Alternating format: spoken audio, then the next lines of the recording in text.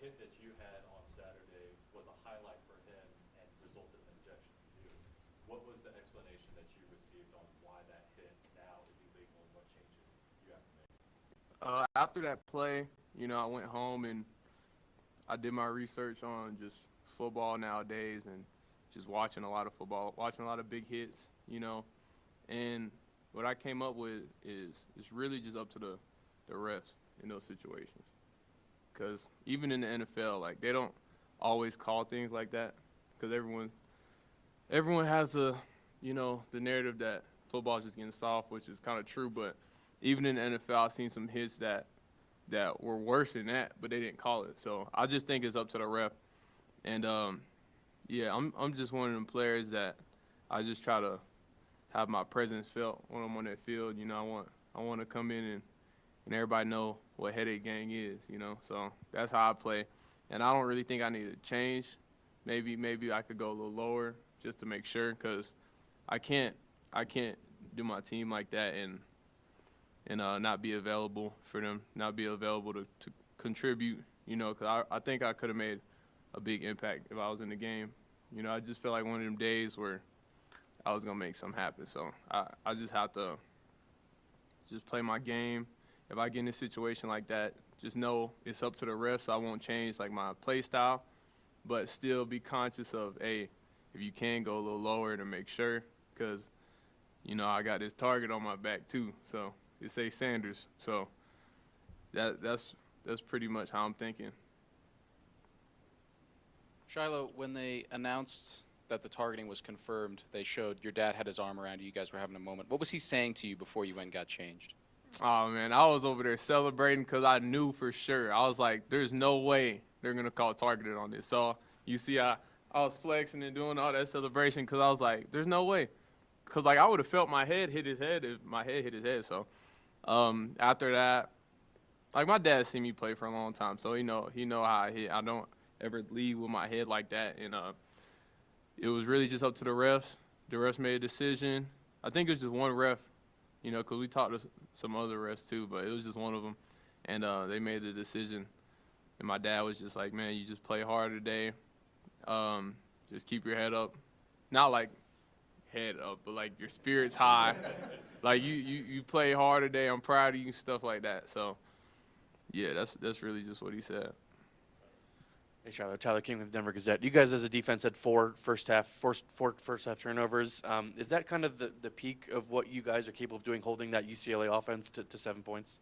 Yeah, like the defense we have right now, like I usually always tell the defense, bro, we need turnovers, because we need, like, this is our first year together. Like, our edge is getting to the ball fast, getting turnovers. That's how we start off the season. And whenever we was playing like that, getting turnovers and stuff, then you see we have better results. We could put the offense in better situations than giving up a lot of points. And I was really proud of everybody, how we started off. But as I was watching, whenever I got out the game, as I was just standing on the sideline watching as the game went on, I feel like we just started to lose focus to detail, just paying attention to the little things, and those things add up.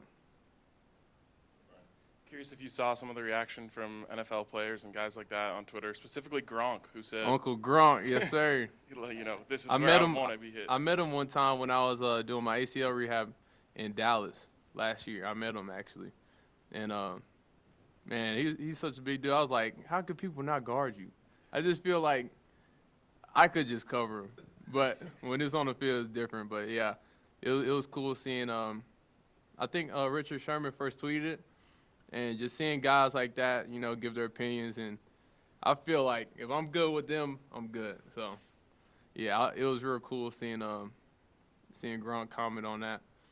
He said, like, I'd rather get hit up here than in my legs or anything, because when you start enforcing the rules like that, it starts making DBs want to go low and low, and I don't really think that's what y'all really want, because it gets dangerous when you do that, especially going full speed. I'm coming from 20 yards deep with a target, so like knowing where I'm going. So if I aim that lower, bad things can happen. We got pads, we got helmets, for a reason. As long as you're not being like crazy, like using your helmet as a weapon, I feel like you should be all right. Gronk specifically knows that as well as anyone. That was unfortunately, one of the problems with his career. Yeah, for sure. Hey, Shilo. Jason Jones, Buff Speed. Just want to give you a chance to revel in your own correctness. You sat in that very spot after Colorado State and were asked a question regarding the hit on Travis Hunter. And you said something to the effect of, if that was me, I'm getting ejected immediately. Yeah. And while your hit seemed to be much less, in my humble opinion, targeting than that one, you were absolutely correct. Yeah, but even like that play with Travis, like you don't have any pads right here. So if I start aiming at them ribs, they don't want that. You know what I'm saying? It's best that I aim in these shoulder pads area, like if back of my helmet clip his face mask, it is what it is. But these pads are there for a reason. This right here has no padding. So yeah, I just know just how I play, the play style, whenever I actually catch somebody like that, it's gonna get a lot of attention. And sometimes I just feel like the refs be like, oh, he hit him way too hard. I just have to throw a flag just so we can look at this. And I've seen that happen a lot in football. So it is what it is. Two more, go ahead, Sean. On that note, Sean Keeler with the Denver Post. I think most of social agreed with you and agreed with Gronk, but some people brought up like the video of you before the Oregon game and said, well, this might be a dirty guy. This might be a dirty player. Do you worry about a headhunting rep with the officials, with the refs will think that and prejudge you unfairly? Well, but I usually talk junk before every game and every practice, even to my own teammates. Even to our own coaches, I'll be talking. So nobody's safe. I looked over there before Oregon game. The receivers look pretty small. And then I just say, y'all too little, bro. So that's how I play. Like, I'm going to play hard regardless. It could be against anyone. So I don't ever go out there thinking anyone is as good or even close to being as good as our team, our defense, because that's just the mindset you got to have, And as y'all can see, none of these games are just so far out of reach. Like, it's not like, oh, man, you guys are just horrible. Every game is winnable that we play. But I feel like just as the game goes on, we just lose attention to detail, and that's what the game of football is all about, who messed up the most. And if we just eliminate those little mistakes, and, we're going to be a great team. Last one, go ahead, Ariel.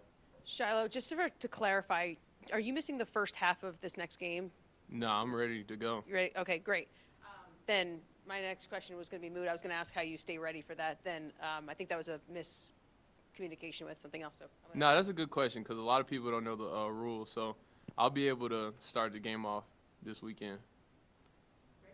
And I'm, I'm not really changing none. I'm still going hard, still going full speed. If I get in that situation, I'm gonna go a little lower, but I'm not gonna change my play style though. I'm still gonna be running to the ball, still gonna be physical, and I'm gonna be the enforcer. I'm gonna let everybody know what Headache Gang is for real. So All right, thank you, sir. Good class. appreciate y'all.